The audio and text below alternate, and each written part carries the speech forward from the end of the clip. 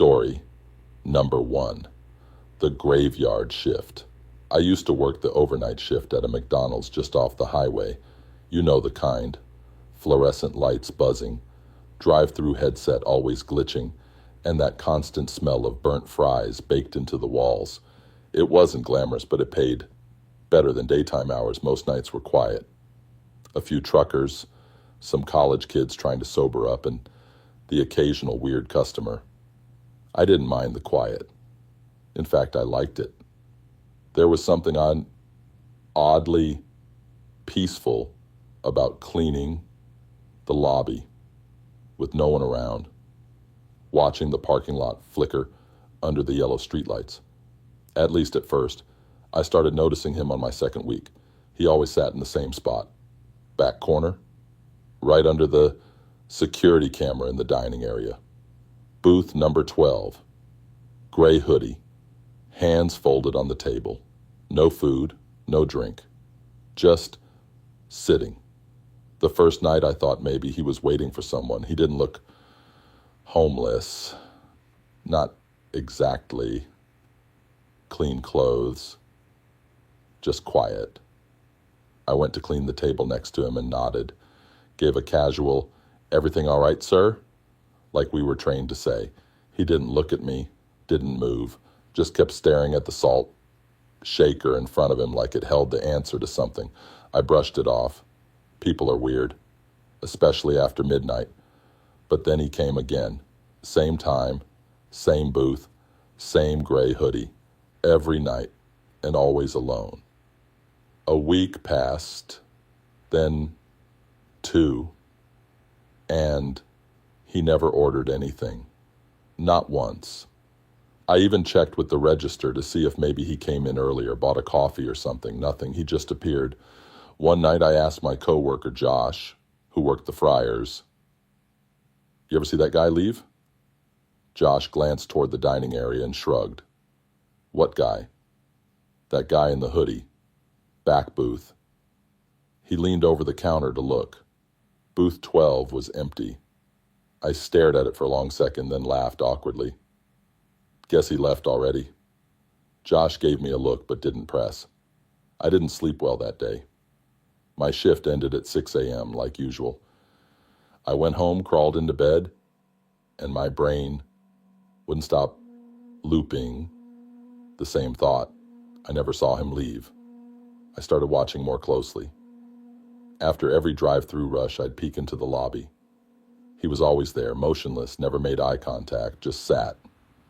But every time I tried to keep my eyes on him until the end of the shift, I'd get pulled away, mop up a spill, refill the soda machine. Then, when I looked back, he was gone. It got under my skin. Not enough to say anything to my manager, but enough that I started dreading that booth. I cleaned it last, avoided looking at it when I could. The cameras became my obsession. We had a tiny monitor in the back office, constantly cycling through the feeds. One night, I waited until the lobby was empty, then rewound the footage. I wanted to catch him walking in, just once. I watched for nearly an hour's worth of footage on fast forward, cars pulling in, customers coming and going. Couple of teenagers making out in a corner booth. But booth 12, he was just there. No entrance, no movement. One frame, he wasn't there. The next, he was. I paused the tape. My fingers were cold on the desk. The next night, I watched the live feed while working. Just let it play in the corner of my eye while I wiped trays. Nothing unusual until around 2:43 a.m. when he appeared again on the monitor. I walked to the lobby. From behind the counter, I could see the back booths, empty. But on the screen, booth 12 had someone sitting in it. I took a step forward, another, slowly turned my head. Still nothing. I looked back at the monitor. He was still there. I don't really remember the rest of that night. Just a weird buzzing in my ears like a TV turned on in another room. I felt floaty, disconnected. I kept glancing at the booth, expecting it to be full. Then, empty. Then, full again, like it was playing with me. After that, I started leaving the lights off in the dining area. Told myself it was to save power, but I knew the real reason. I didn't want to see him anymore. One night, I came in and found a sticky note on the staff room door from management. Security cameras under maintenance. Footage unavailable tonight. Don't touch the monitor. Great. The shift felt heavier without the background noise of the monitor. Everything felt closer, louder. The buzz of the fridge, the hum of the soda machine. Even Josh was quieter than usual. Around 3 a.m., the fryer timer went off. I turned to press the button and noticed something in my peripheral vision. Movement, back booth. I didn't want to look. I really didn't, but I did. There he was, same hoodie, same position, but this time his head was turned, looking right at me. I froze. I didn't blink. Couldn't. His face was partly hidden by his hood, but I could see just enough. He wasn't blinking either. I took a step back, bumping into the fryer station. Josh was nowhere. I don't even remember if he was working that night. The man tilted his head slightly, just a few degrees, like he was listening. Then, slowly, he raised one hand and rested it on the table. Nothing else. I stepped into the back room and shut the door. Stayed there until sunrise. Next morning, I told my manager I needed a break. Family stuff. He barely looked up from his clipboard. I left and never went back. A few weeks later, I got curious. Called the store and asked if that McDonald's still ran overnight shifts. The manager, some new guy I didn't know, said no. They stopped 24-hour service last month. Staffing issues. He mentioned something else, though. Said someone had broken in the week before, smashed a chair against the back door. Police never found who did it. Said it looked like the guy was trying to get out, not in. I didn't ask any more questions. That was 3 years ago. I've worked a lot of places since then.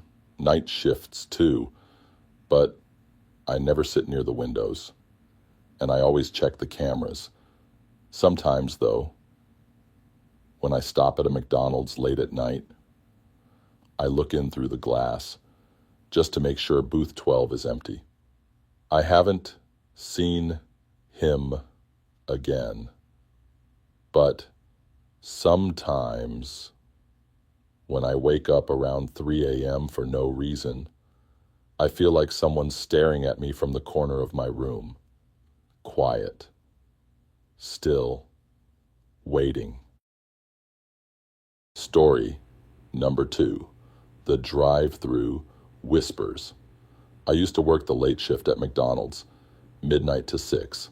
Just me, a line cook named Eric, and silence thick enough to hear your own breath if you listen close. The kind of quiet that only exists after 2 a.m. When the city's asleep and everything feels like it's on pause. We kept the drive-through running through the night, mostly for cab drivers, night shift nurses, or people just craving fries at weird hours. It was slow, predictable, peaceful even, until it wasn't.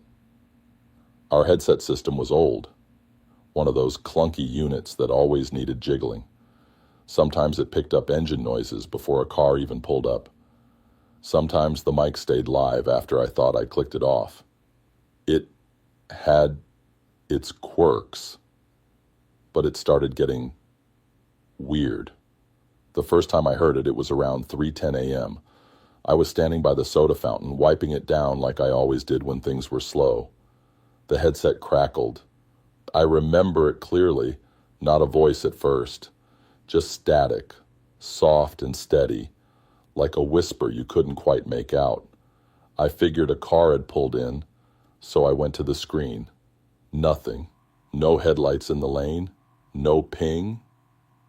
I pressed the talk button anyway. "Welcome to McDonald's. I'll be with you in just a second." Nothing. Just silence. I waited, then shrugged it off and went back to wiping. That would have been the end of it if it didn't happen again. And again. Always around the same time. Between 3 and 3:30, the static would kick in softly, sometimes followed by the faintest sound of breathing. Not heavy, not fake, real, subtle, like someone was right up close to the mic, barely exhaling. It never happened during the rush hours, just in those dead, in-between moments when I was alone at the window, humming to keep myself awake. One night I decided to test it.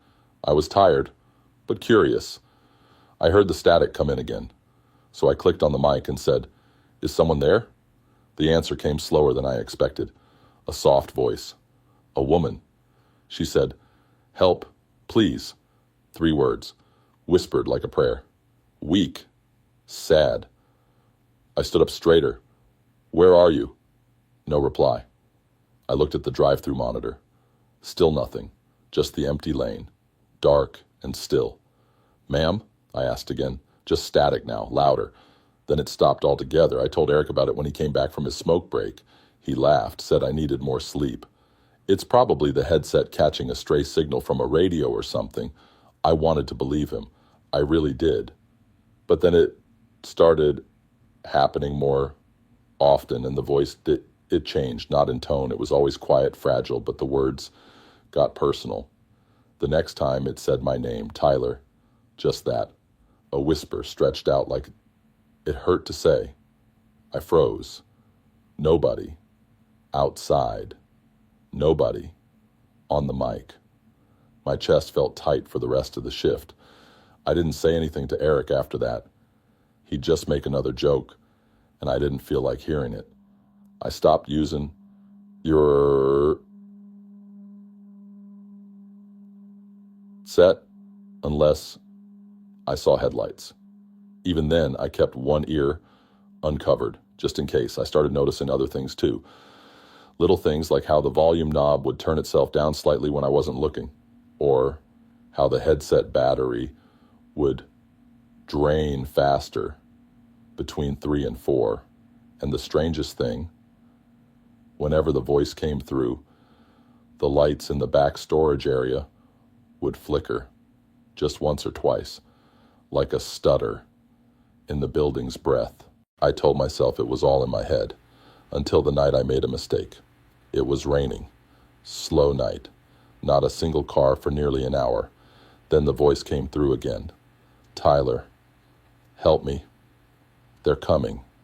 That was new. Different. The fear in her tone felt real. Desperate. And something about "they're coming" sent a chill through my stomach. I spoke back. "Who's coming? What's happening?" A pause. Then the voice whispered, "I'm outside." I ran to the window. Nothing. Rain on the pavement. Empty parking lot. A couple of blinking streetlights in the distance. Then the motion sensor on the drive-through camera triggered. The screen blinked. Still no car. But something moved. Just barely. In the corner of the frame. A shadow, maybe. Or a figure. I couldn't tell. It was gone in the next frame. I didn't say a word the rest of the shift. I went home that morning and slept with the lights on. Didn't even bother undressing. Just curled up on top of the blankets like a kid hiding from monsters. The next night I came in early. I asked the manager, Nicole, if we had a backup recording system for the drive-through feed. She said no, but she looked concerned when I asked. Not curious, concerned. I think she knew something, but she didn't press, and neither did I. I told myself I'd quit the job. Just needed to get through the weekend. But Friday night, things got worse. It started normal. Quiet. Eric was in the back, prepping some breakfast stuff early. Then the static came again, louder than usual, hissing in my ear. I yanked the headset off. The sound kept going, through the speaker, the one outside. It was playing the static out loud. I walked to the control panel and hit mute. It didn't stop. Then I heard the whisper again. Let me in. This time it wasn't in my ear. It came from the speaker, above the drive-through window. A dry, broken whisper that somehow filled the room. I turned around slowly. The hairs on my arms were standing up. The headset was still on the counter, but the light on it blinked like it was active. Eric walked in and saw my face. Dude, what's going on? I pointed at the headset. It's her again. He laughed at first, then looked at the drive-through screen. What the hell? On the monitor, the screen showed a shape. No face, no real form. Just a vague outline. A human shape. Crouched low right beneath the speaker outside. No car, no sound. Just that shape. Then the camera feed cut to black. Eric stepped back. Okay, that's enough for me. We shut the system down early that night. I never went back. I told Nicole I was done. I didn't even give notice. Just said I couldn't do night shifts anymore. She didn't argue. I think she understood. That was 2 years ago. I still drive past that McDonald's. Sometimes. It's open 24/7, but the drive-through is closed after midnight now. A sign on the window says, technical difficulties.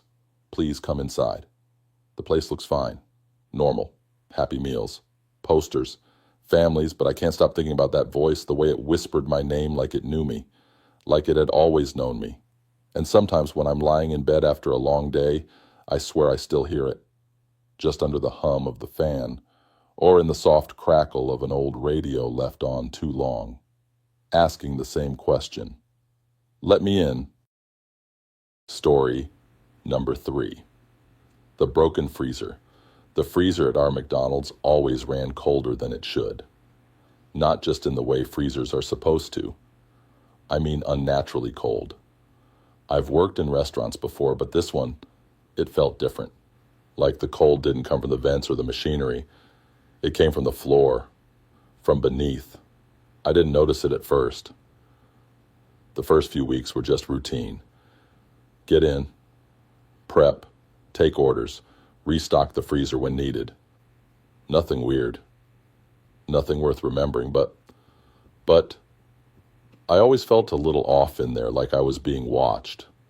Not by a person, more like the room itself noticed when you stepped in. And it was always quiet in there. Too quiet. Most walk-ins have a constant hum from the fan, or you hear muffled noise from the kitchen. But ours, dead silent, except for the occasional crack, like a joint popping. It echoed. I brushed it off for a long time. It was a busy location, 24-hour service, always short-staffed. I worked a lot of closing shifts, which meant I was the one restocking everything before we shut down the grills. That meant being alone in the freezer most nights, loading frozen patties, fries, apple pies into the metal racks.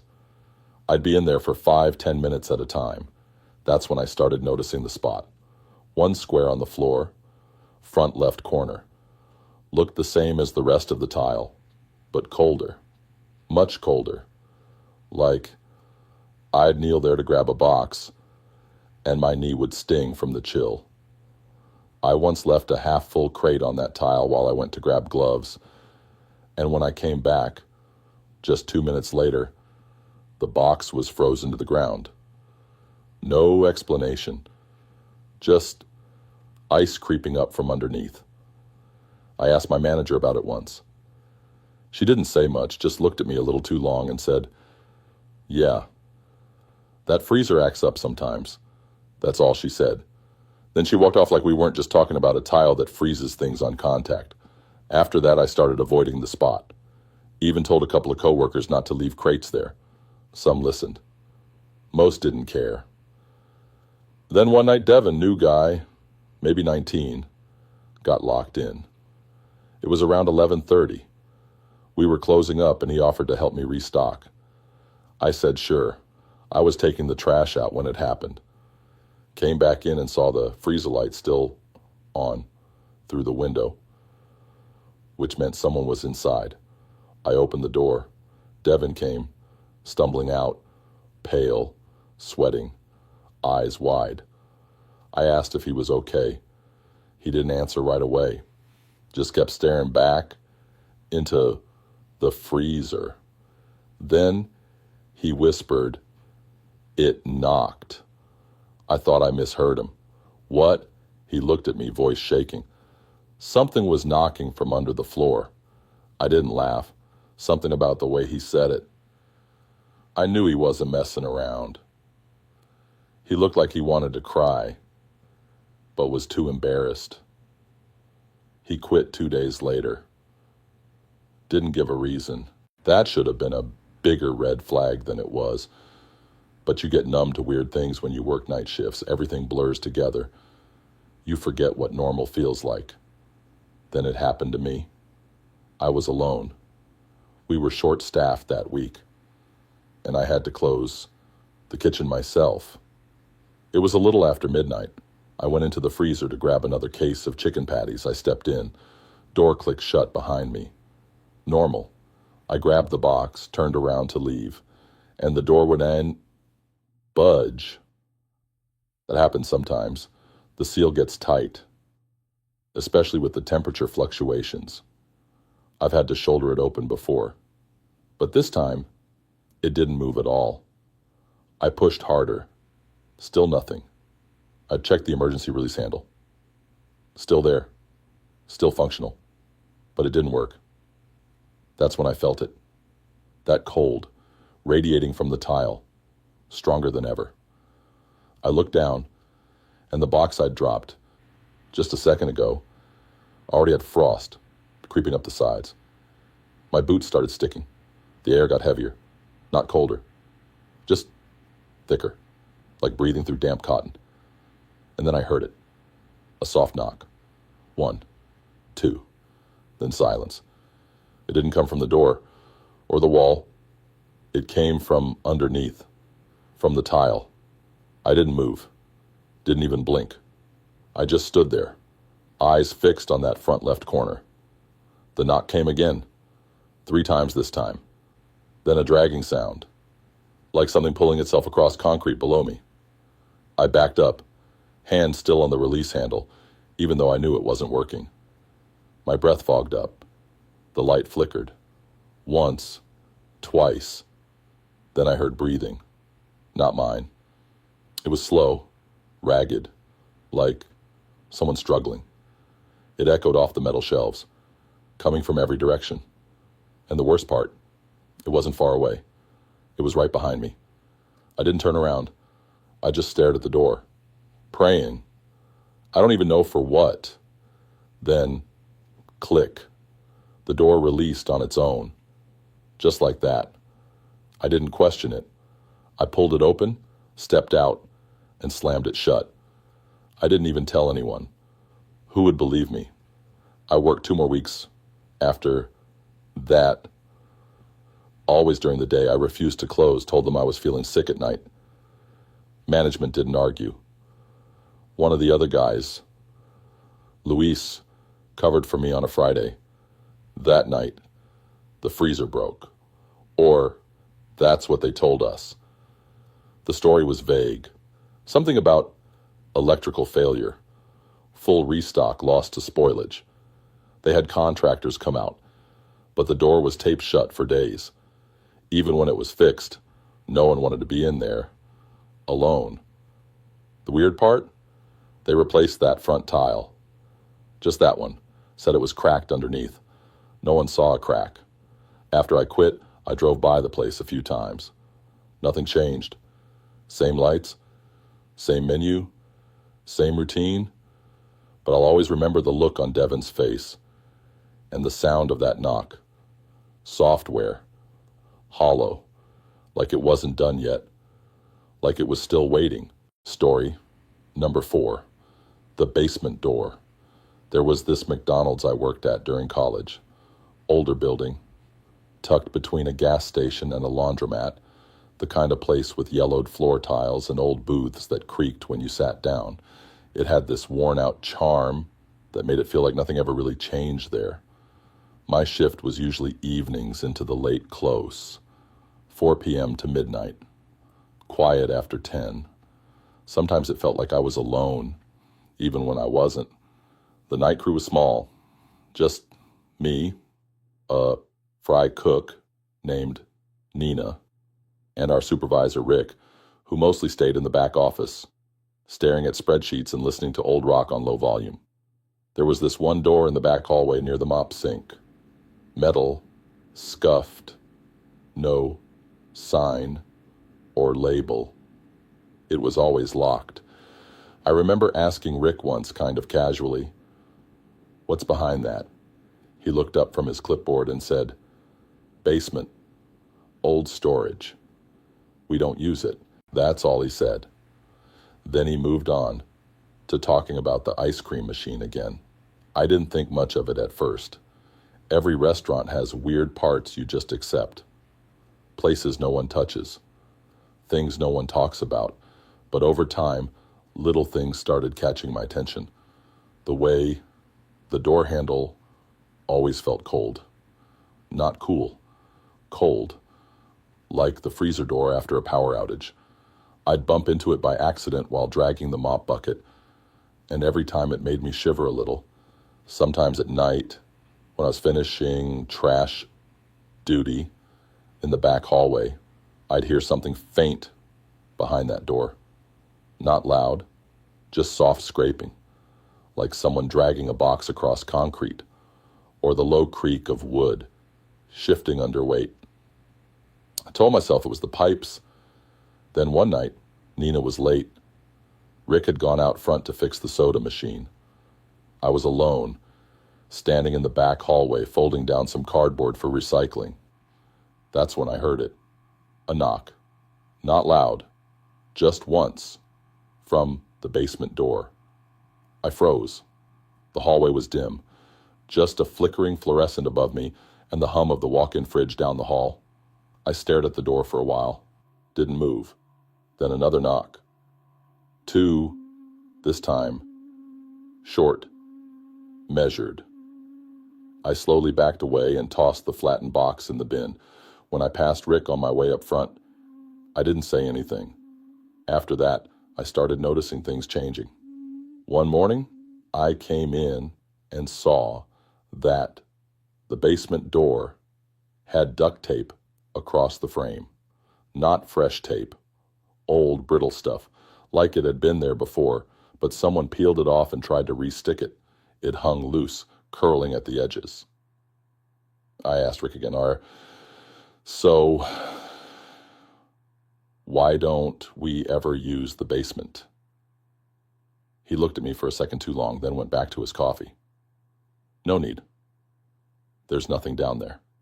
But the way he said it, like he was repeating something he'd told himself more than once.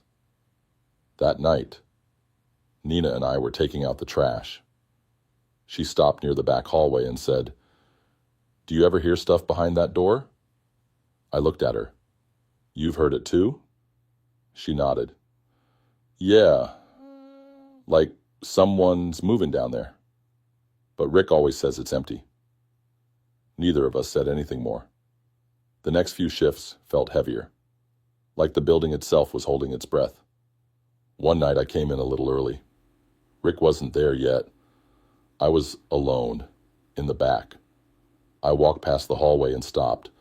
The basement door was open, just slightly, maybe an inch. The light inside wasn't on, just blackness beyond the crack. Still, quiet. Something about it felt off, like the air was thicker near it, heavier. I stood there, staring, heart thudding a little faster than it should have. Then the door creaked shut on its own. No wind, no movement, just slowly, quietly, closed. I stood frozen for a moment, then walked up front and waited until someone else arrived. Didn't go back there until Rick showed up an hour later. I asked him, point blank, "Did you open the basement earlier?" He didn't look surprised, just said, "No." Then he added, without looking at me, "Don't worry about it." I stopped asking questions after that. A week later, Rick didn't show up for his shift. No one could reach him. Manager called and said he'd been acting strange lately. Said she was going to swing by his place. I was working that night. Alone at first, around 10:30 while refilling sauces, I heard it again. 3 knocks. Then something new. A voice. Low. Muffled. Like it came from the other side of the concrete. It said, "My name." Not loud. Just once. "Jason." I stood there for a full minute. Didn't move. Didn't breathe. Then I walked to the front, grabbed my bag, and left. Didn't clock out. Didn't clean up. I quit the next morning. They called a few times to ask why. I didn't answer. And a few weeks later, I drove past the place. It was closed for renovations.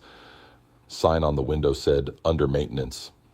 I haven't gone back, but sometimes late at night, when everything's quiet, I hear a knock. And every time I remember that door, still shut, still waiting. Story number 5. The Golden Arches Light. I used to close at a McDonald's off the main highway. One of those old buildings with the classic yellow arches mounted high on a pole out front. You could see it from a mile away if you were driving in from the east. It wasn't a bad job. Boring, sure, but steady. I'd come in around 5, do prep, handle the drive-through, and help clean up before locking everything down around midnight. It was simple, routine, and I liked that. We had a small team. Me, Daryl on the grill, and Becca on front counter. The 3 of us worked well together. Most nights passed quietly, especially when it rained. Fewer cars, fewer people.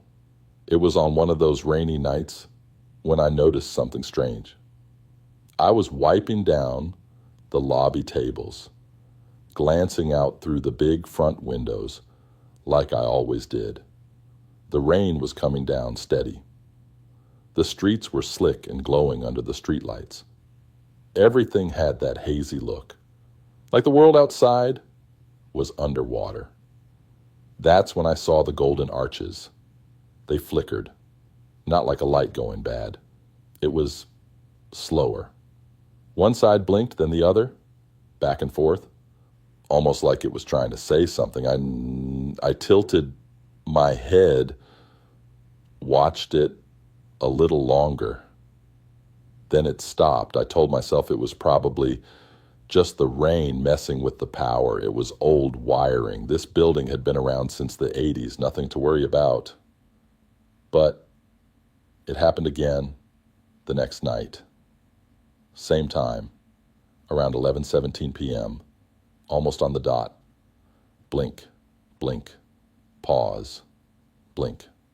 I didn't say anything at first. I figured maybe I was reading into it. I was tired. You start seeing patterns when you've been staring at the same lights for too long. But then Becca noticed it too. We were closing the register, and she looked up through the front doors and said, "That sign's being weird again." I glanced up. Sure enough, it was doing it again. Blink, blink, pause. "Yeah," I said. "I've seen it do that the past couple nights." She stared at it a little longer, then shrugged. "It's almost like Morse code or something." We laughed, but there was something in her tone that didn't feel like a joke. That night, I stayed an extra few minutes after locking up. I stood near the window watching. It blinked again. But this time, it spelled something. At least I think it did. I don't know, Morse, not really. But it felt intentional, not random. The next morning, I looked up a Morse code chart online. I scribbled down what I remembered. Short blink, long pause, 2 long blinks, short. It didn't make a full word, but one sequence stood out. A name. Mine. Not the whole thing. Just the letters J-A-C, Jack. No one at the store called me Jack. Only my mom did. It felt personal in a way I couldn't explain. I didn't bring it up to anyone the next night. Just kept my head down and did my job. But I noticed myself glancing at the sign more often, watching for patterns. It kept happening. Same time, same flicker. And it wasn't just me seeing it. One night, Daryl came out from the kitchen, drying his hands, and caught me staring through the window. He stood beside me and watched the sign blink a few times. He didn't say anything. Just cleared his throat and walked back to the Friars. That night, I couldn't sleep. It wasn't just the lights anymore. It was a feeling, like someone was thinking about me, not watching exactly, just focused, as if I was being drawn into something without realizing it. The next shift, Becca didn't show up. No call, no message, nothing. Manager said she hadn't been answering her phone all day. It was weird, but not unheard of. People ghost jobs all the time. Still, something didn't sit right, especially when the sign flickered again that night. Long, short, long. It was slower, clearer, and I swear, it spelled out her name, B-E-C. I didn't write it down. I didn't need to. The next morning, I checked social media. Her account was gone. Not just inactive, deleted, wiped clean, like she was never there. I didn't know what to do or who to tell. You can't exactly walk into work and say, "Hey, I think the McDonald's sign is sending messages and making people disappear." So I kept my mouth shut. The next few nights were quiet, just me and Daryl, barely talking. We both knew something felt off. Neither of us wanted to say it out loud. Then, one night, the lights didn't blink at 11:17. I should have felt relieved, but instead, I felt anxious. It was too quiet. That night I stayed behind again, sat in the booth closest to the window, just staring at the sign. At 11:34 it blinked once, then again, then it paused and started again. I grabbed my notebook. I tried to copy it. J-A-C-K, then a new set of letters. I couldn't quite place them. They didn't spell anything clear. But the last one was a D. I glanced toward the back kitchen. Daryl wasn't there. I checked the stockroom, the freezer, even outside in the lot. Gone. No sound, no call, just gone. I stood in the middle of the lobby, cold air blowing through the vents, staring up at the glowing M outside. It flickered once more, then stopped. Permanently. The next day, the sign was turned off. Corporate said it had a wiring issue. Electricians came out and shut it down until further notice, but by then Daryl's name was gone from the schedule, and no one asked about him.